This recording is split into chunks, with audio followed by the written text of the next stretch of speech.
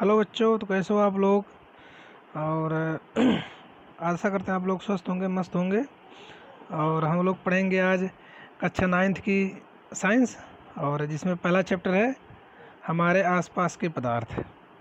तो सबसे पहले हम लोग पढ़ेंगे पदार्थ के बारे में। पदार्थ के बारे में हम लोग आज जानकारी इकट्ठा करेंगे। तो द्रव्य यानी पदार्थ, द्रव्य को हम पदार्थ भी कह सकते हैं और इंग्लिश में इसको कहेंगे मैटर। द्रव्य ब्रह्मांड का वह अवयव है जिसमें द्रव्यमान होता है तथा जिसका अनुभव हम अपनी ज्ञानेंद्रियों द्वारा कर सकते हैं। उदाहरण के लिए अगर देखा जाए तो जल है, वायु है, लकड़ी है, हीरा, स्टील, कांच आदि सभी में द्रव्यमान होता है तभी तथा सभी स्थान घेरते हैं, अतः यह सब द्रव्य हैं। अच्छा, द्रव्य की परिभाषा में हम लोग देख रहे हैं कि जिसका अनुभव हम ज्ञानेंद्रियों द्वारा कर सकते हैं। तो अगर ऐसा देखा जाए तो हमारे आसपास जितनी भी वस्तुएं हैं उसका हम अनुभव कर सकते हैं, और उसका हम ज्ञानेंद्रियों द्वारा अनुभव भी कर सकते हैं और उसे हम देख भी सकते हैं। और यानी वो सब पदार्थ हैं। तो अगर देखा जाए तो पदार्थ सब पदार्थ हैं, लेकिन कुछ ऐसी वस्तुएं भी हैं जो पदार्थ में नहीं आती हैं, जिसका अनुभव हम कर तो सकते हैं लेकिन वो स्थान या ना ही स्थान घेरती है ना ही उसमें द्रव्यमान होता है। जैसे अब वो अगर देखा जाए तो प्रकाश है। प्रकाश द्रव्य नहीं है यानी पदार्थ नहीं है। प्रकाश अगर कहा जाए, लाइट जिसको हम कहते हैं, प्रकाश जैसे सूर्य की रोशनी, तो वो अनुभव हम कर सकते हैं और हमारे आसपास भी, और हमको दिखाई भी देता है, लेकिन वो पदार्थ नहीं है क्योंकि वो स्थान नहीं घेरता। जैसे एक कमरे में अगर रोशनी जा रही है, सूरज की रोशनी या किसी भी प्रकार की रोशनी जा रही है, तो वो स्थान नहीं घेरेगी। यानी अगर हम कमरे में, पूरा कमरा प्रकाश से भरा हुआ है और उसमें हम कोई और वस्तु रखते हैं तो आ जाएगा, इसलिए वो पदार्थ नहीं है। और दूसरा हुआ जैसे दुख हुआ, पीड़ा हुआ और अनुभव हुआ, तो ये भी पदार्थ में नहीं आते हैं, जबकि हम महसूस करते हैं।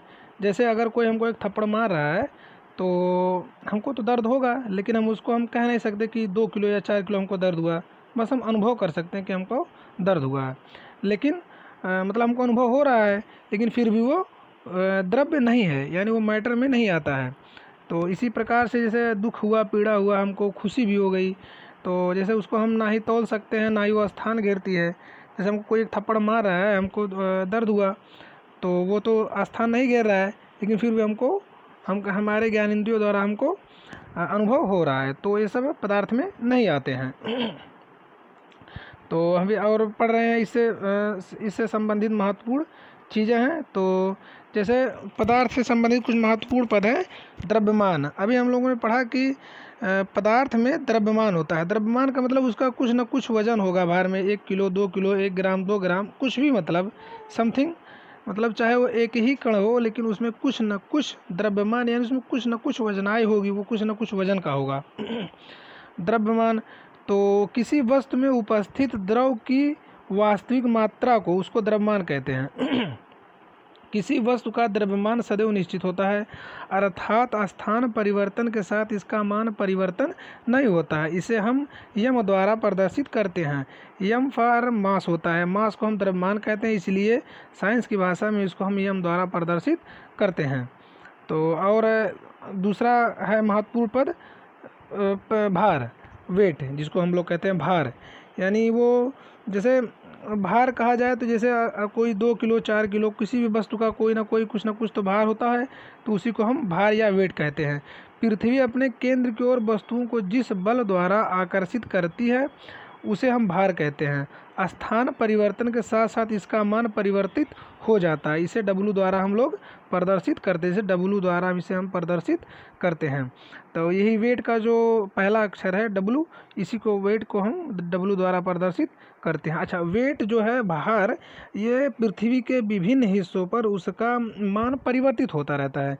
जैसे हम यहाँ बैठे हैं, तो यहाँ किसी वस्तु का भार अगर 1 किलो है, तो अगर दक्षिणी ध्रुव पर जाया जाए तो उसमें कुछ कम ज़्यादा हो जाता है। जैसे गुरुत्वाकर्षण जहाँ कम होगा वहाँ किसी वस्तु का भार कम होगा, और जब गुरुत्वाकर्षण बढ़ेगा तो उसका भार बढ़ेगा। तो और आगे हम लोग देखते हैं कि जो वस्तु का द्रव्यमान तथा भार में जो संबंध होता है वो W बराबर mg होता है, यानी W भार बराबर द्रव्यमान गुणे गुरुत्वीय त्वरण होता है। जी जो है, जी एक मतलब गुरुत्वीय जनित त्वरण है। यही पृथ्वी का जो एक्सेलरेशन है, जो मतलब गुरुत्वाकर्षण बल है, ये जी का मान वही हमेशा जहाँ जहाँ परिवर्तित होगा उसी तरह भार मतलब कम ज़्यादा होता रहेगा।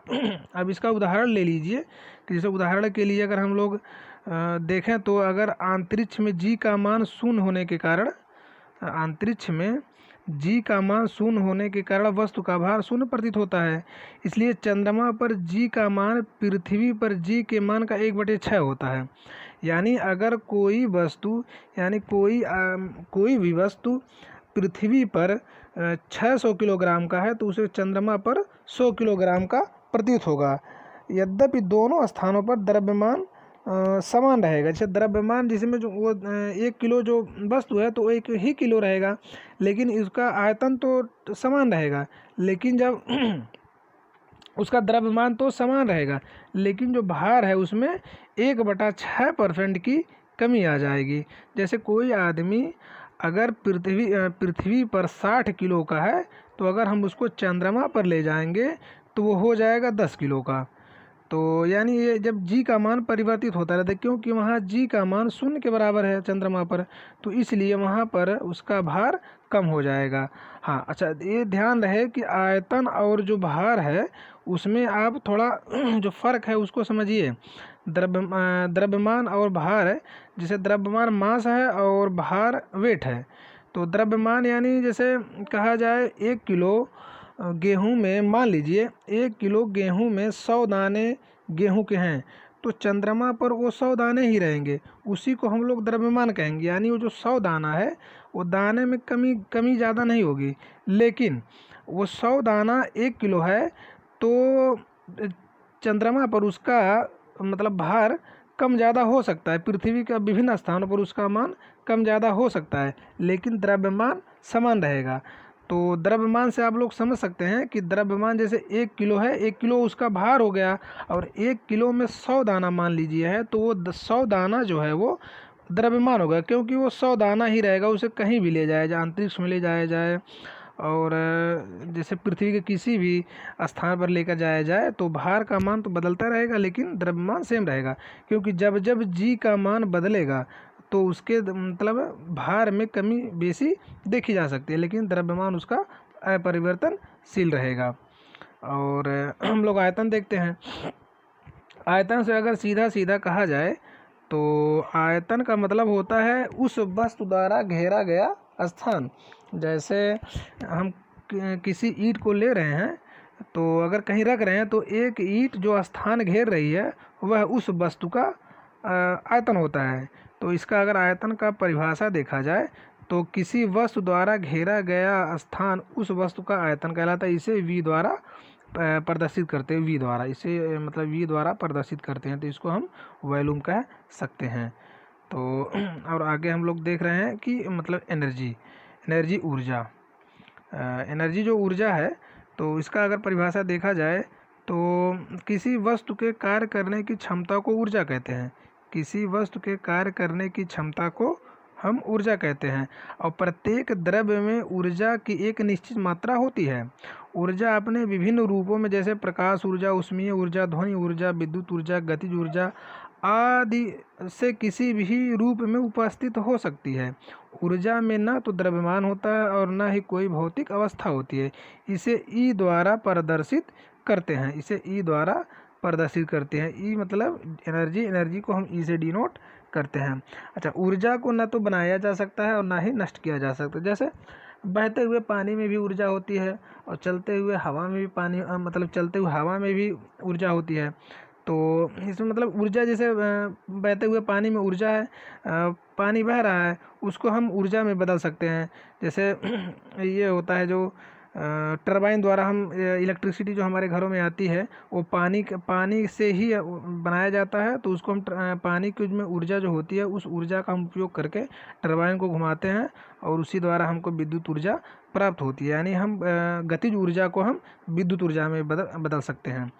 तो ये एक ऊर्जा मतलब एक ऊर्जा एक रूप से दूसरे रूप में सिर्फ बदली जा रही है, बनाई नहीं जा रही है। और जैसे प्रकाश ऊर्जा सूर्य से प्रकाश निकल रहा है तो हमको सोलर के माध्यम से उसको हम प्रकाश ऊर्जा को हम विद्युत ऊर्जा में कन्वर्ट करके हम अपने सामान्य जीवन में उसका उपयोग कर लेते हैं। और आगे तब तक अच्छा, ऊर्जा द्रव्यमान ऊर्जा का नियम है। जैसे आइंस्टीन का द्रव्यमान ऊर्जा का समीकरण जो है उसका यहाँ काम में आएगा, तो हम लोग देख लेते हैं कि इसमें क्या संबंध होता है। यदि किसी वस्तु का द्रव्यमान यम है तथा ऊर्जा ई हो, तो आइंस्टीन के अनुसार E बराबर mc स्क्वायर, इसी को हम आइंस्टीन का ऊर्जा का द्रव्यमान समीकरण कहते हैं।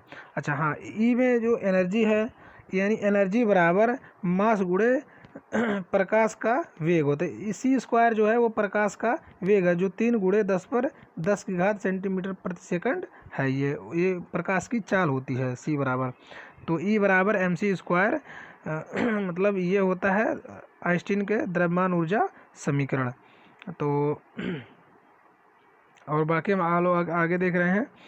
अतः उपरोक्त समीकरण के आधार पर यह स्पष्ट है कि द्रव्यमान को ऊर्जा में तथा ऊर्जा को द्रव्यमान में परिवर्तन किया जा सकता है। यानी हम ऊर्जा को हम द्रव्यमान में और द्रव्यमान को ऊर्जा में, दोनों एक दूसरे से कोरिलेटेड हैं। यानी इसको हम ऊर्जा को द्रव्यमान में बदल सकते हैं और द्रव्यमान को ऊर्जा में बदल सकते हैं। तो ये बेसिक जानकारी थी। और इसके आगे हम लोग पढ़ेंगे जैसे पदार्थों का भौतिक स्वरूप है उसके बारे में पढ़ेंगे। तो सबसे पहले हम लोग पदार्थ की जो ये परिभाषा है, पदार्थ छोटे छोटे कणों से मिलकर बना होता है, बहुत छोटे छोटे कणों से मिलकर बना होता है। वास्तव में पदार्थ विभिन्न आकार, आकृति तथा प्रकृति के कणों से मिलकर बना होता है। पदार्थ के कण बहुत छोटे छोटे होते हैं, उन्हें व्यक्तिगत रूप से नग्न आँखों से देखना संभव नहीं है। वह इतने छोटे होते हैं कि उनकी कल्पना भी हम कर नहीं सकते हैं। अच्छा, जैसे बहुत पहले जो हमारे भारतीय सभ्यता का एक मतलब अभिन्न अंग रहा है कि महर्षि कणादि ने कहा है कि मतलब पदार्थ बहुत छोटे छोटे कणों से मिलकर बना होता है। और कण की बात अगर कहा जाए तो जैसे हम लोग आजकल जैसे घरों में जो ये सिल वाला होता है उस पर मसाला पीसा जाता है, कोई भी एक कण को लीजिए, कम से कम उसको पीसते 10 बार, 100 बार, 1000 बार पीसिए, तो उससे प्राप्त जो एक कण होता है तो उसको अगर हम लोग मतलब इतना देखें तो हम लोग अपनी नंगी आंखों से नहीं देख पाएंगे। वो एक कण का यानी वह एक पदार्थ का भाग होता है, तो बहुत ही वो मतलब छोटा होता है, उसको नग्न आंखों से हम लोग नहीं देख सकते हैं। तो वो पदार्थ के कण होते हैं, इतने छोटे होते हैं कि हम अपनी नंगी आंखों से नहीं देख सकते हैं।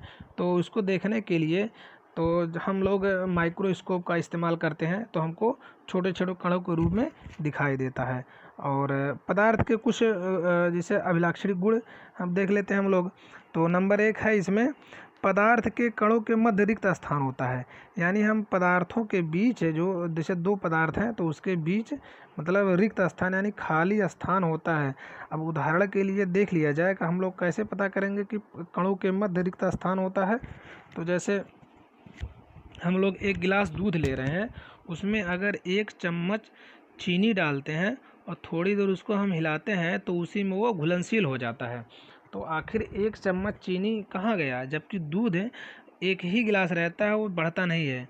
तो इससे स्पष्ट होता है कि मतलब दो पदार्थों के कणों के बीच में जो रिक्त स्थान होता है मतलब स्थान होता है, तो जैसे चीनी वहीं जाके वो अपना जगह स्थान घेर लेती है। और दूसरा उदाहरण है कि अगर हम पूरा एक गिलास बालू ले लेते हैं पूरा भर के, और उसके बाद उसको रख के भरा हुआ है, और उसके बाद थोड़ी देर के बाद हम उसको हिलाते हैं तो वो हिलाएंगे तो वो बालू थोड़ा नीचे जाएगा। इससे क्या होता है कि जैसे जो 2 कणों के मध्य जो रिक्त स्थान था, हिलाने पर वो भर लेता है और बालू एक गिलास से कम हो जाता है। तो इससे स्पष्ट हो जाता है कि पदार्थों के कणों के मध्य बहुत मतलब अंतराणविक अवकाश यानी 2 कणों के मध्य रिक्त स्थान यानी खाली जगह होता है। और दूसरा है पदार्थ के कण निरंतर गतिशील होते हैं, अर्थात उसमें गतिज ऊर्जा होती है तथा तापमान बढ़ाने से गति कणों की गति तेज हो जाती है। अच्छा हाँ, दूसरा है जो पदार्थ के कण निरंतर गतिशील होते हैं, अर्थात उसमें गतिज ऊर्जा होती है तथा तापमान बढ़ाने पर गति तेज हो जाती है। इसका उदाहरण हम लोग ले सकते हैं कि जो ये है निरंतर गतिशील होते हैं, तो जैसे पानी है, पानी के जो कण है वो आपस में एक निश्चित यानी अपने निश्चित सीमा के अंदर ही गति करते हैं।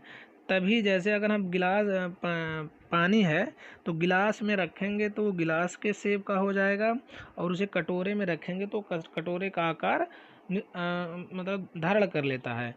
तो उसके कण जो है गतिशील हैं, तभी वैसा संभव हो पा रहा है और तभी पानी का बहना संभव हो पाता है।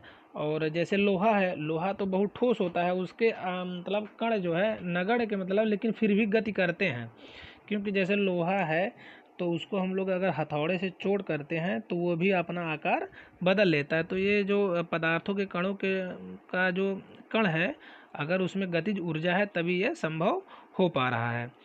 और आगे देखते हैं हम लोग तो, और तीसरा देख रहे हैं, पदार्थ के कणों के मध्य आकर्षण बल उपस्थित होते हैं। पदार्थ के कणों के मध्य आकर्षण बल उपस्थित होते हैं, जिसे अंतराणविक बल कहते हैं। यानी पदार्थों के कणों के मध्य आकर्षण बल होते हैं, यानी जो पदार्थों के कण होते हैं वो एक दूसरे को अपनी ओर खींचे रहते हैं। तभी जैसे पानी की जो बूंद है, अगर हम पानी की बूंद को किसी एक मतलब कांच के टेबल पे रख कर हम लोग पानी फैलाते हैं तो पानी जो है अपने आप को सिकोड़ता है, वो गोल आकार लेता है। तो इससे होता है कि जो उसके कण होते हैं वो अपने ओर मतलब खींचते हैं, तभी वो हमको पानी की बूंद गोल दिखाई देने लगती है। बाकी उसका और भी रीज़न है पानी की बूंद की गोल होने का, तो हम लोग आगे पढ़ेंगे। लेकिन ये भी कारण होता है कि मतलब उनके जो मध्य कण होते हैं उसमें आकर्षण बल होता है, यानी वो एक दूसरे को अपनी ओर खींचते हैं, जिसे हम अंतराणविक बल भी कहते हैं अंतराणविक बल कहते हैं। और अगला है चौथा नंबर, द्रव्य के कणों के मध्य की दूरी घटने के साथ साथ कणों के मध्य अंतर आणविक बल आकर्षण बढ़ता जाता है। जैसे जब दो कणों के मध्य दूरी घटती है तो उनके जो मध्य अंतराणविक आकर्षण बल होता है वो बढ़ता जाता है। तो और ये इसका उदाहरण है, जैसे तो उदाहरण हम लोग देख लेते हैं। जैसे उदाहरण है, द्रव्य के कणों की सतत गति होती रहती है, द्रव्य के कणों में सतत गति होती रहती है, जिससे इसमें गतिज ऊर्जा उत्पन्न होती है। द्रव्य की गतिज प्रवृत्ति के कारण ही इत्र की शीशी खोलने पर उसकी सुगंध पूरे कमरे में फैल जाती है। इसी प्रकार जल में पोटेशियम परमैंगनेट का क्रिस्टल डालने पर संपूर्ण जल गुलाबी हो जाता है। अब ये पोटेशियम परमैंगनेट क्या है? पोटेशियम परमैंगनेट का मतलब एक लाल दवा होता है KMnO4, KMnO4 इसका फार्मूला है। इसको हम लोग लाल दवा भी कह सकते हैं, पोटेशियम परमैंगनेट। ये जैसे जहाँ दूषित जल होता है तो दूषित जल में मिलाने से पोटेशियम परमैंगनेट का जो क्रिस्टल है उसमें डालने से वो जल शुद्ध हो जाता है। तो जैसे ही हम एक गोली डालते हैं पोटेशियम परमैंगनेट का, वो पूरे जल में फैल जाता है और संपूर्ण जल गुलाबी हो जाता है। और दूसरा, इत्र की जो शीशी है, हम किसी कमरे के किसी एक कोने में अगर खोलते हैं तो उसका सुगंध पूरे कमरे में फैल जाता है। इससे स्पष्ट पता चलता है कि जो पदार्थों के जो कण होते हैं वो गतिशील होते हैं, तो यही कारण है कि वो पूरे कमरे में फैल जाता है। अच्छा, और ये इसका जो महत्वपूर्ण कुछ है कि अणुओं के गतिज ऊर्जा गैस के परम ताप के समानुपाती होती है, अर्थात गतिज ऊर्जा काइनेटिक एनर्जी समानुपाती T होता है, यानी के समानुपाते T होता है। अतः ताप बढ़ाने पर गतिज ऊर्जा बढ़ती जाती है। तो इसका हम एक एग्जाम्पल और ले सकते हैं, क्या कि जैसे खाना जब गर्म होता है, खाना जब गर्म होता है यानी खाने को जितना गर्म होता है तो उसकी खुशबू दूर तक हमको मतलब सूंघ सकते हैं हम। तो जैसे खाना धीरे धीरे ठंडा होता है तो उसके अणुओं के मध्य जो उनकी गतिज ऊर्जा होती है वो कम होती जाती है, इसलिए हमको ठंडा खाना सुगंधित नहीं लगता है। और गर्म खाना जो है हमको वो सुगंधित मतलब सूंघने में हमको बहुत दूर से ही पता चल जाता है कि मतलब किस चीज़ की खुशबू आ रही है। इससे कि मतलब जब वो ताप बढ़ा रहता है तो उसके जो गतिज ऊर्जा है वो बहुत तेज़ होती है, इसलिए उसके कण बहुत दूर दूर तक बहुत जल्दी गति करने लगते हैं। तो बच्चों आज के लिए हम एक पार्ट हो गया कि मतलब पदार्थों के बेसिक चीज़ है वो हमको लोग जानकारी कर ली है। अगले लेसन में हम लोग पदार्थ की अवस्थाएं पढ़ेंगे। और यहाँ तो पता है जो मैटर जो होता है उसका हम लोग बेसिक चीज़ यहाँ अध्ययन कर लिए आज। और फिर अगले पाठ में हम लोग मतलब अगले सेशन में पढ़ेंगे उसके पदार्थ की भौतिक अवस्थाएं होती हैं, यानी कितने अवस्था होती हैं, ठोस, द्रव, गैस, और दो मतलब अवस्था और होती है, उसके बारे में हम लोग अध्ययन करेंगे। तब तक के लिए धन्यवाद।